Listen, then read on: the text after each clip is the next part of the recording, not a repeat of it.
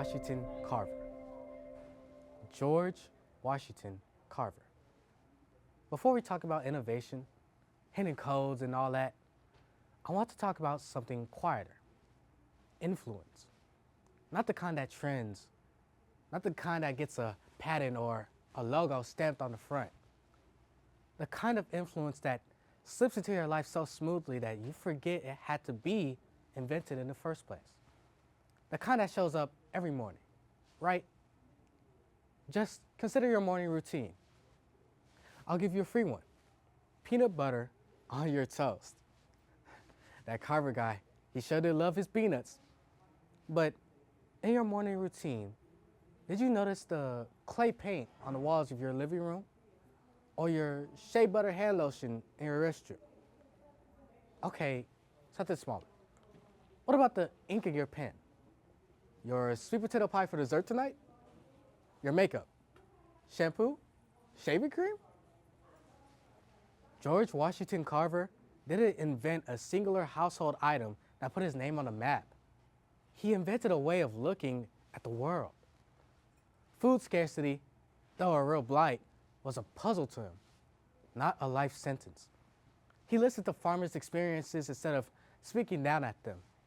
He experimented with small ideas, spread the ones that worked to the people who would listen, and taught those very same people how to replicate them. He bridged the gap between science and daily survival.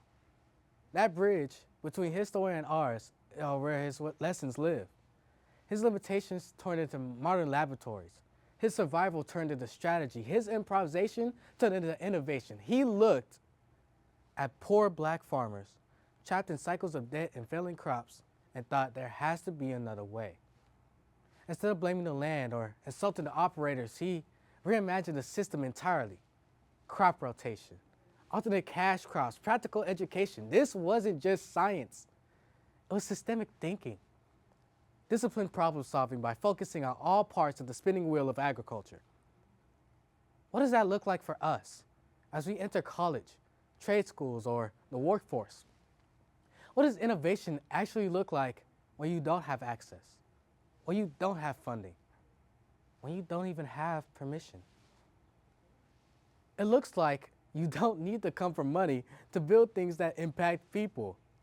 You don't need to spend years in academia before designing the tools that improve lives. You need curiosity, the bravery to experiment with small ideas, and above all, you need to adopt the habit of sharing your small wins so others can build off of them too. What George Washington Carver showed us, and what I was taught at Carver High School, is that ingenuity can bloom out of constraint. Innovation under limited resources. The tech world has a name for it. Frugal innovation. In modern times, it's coding on a hand-me-down laptop, growing community gardens on leftover patches of land. It's creating apps that were made with the intent to make living easier for a next-door neighbor, a faraway family member, the next generation. George Washington Carver didn't just influence agriculture. He influenced how innovation could be ethical, inclusive, and purpose-driven.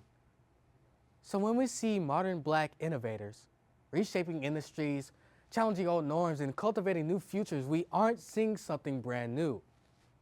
We're seeing the continuation of a blueprint laid down by a man who believed that curiosity could heal land, lift up hands, and change the world without access, without funding, and without permission. And that, my dear viewers, has been my Aldine Black History Beyond the Classroom. Thank you.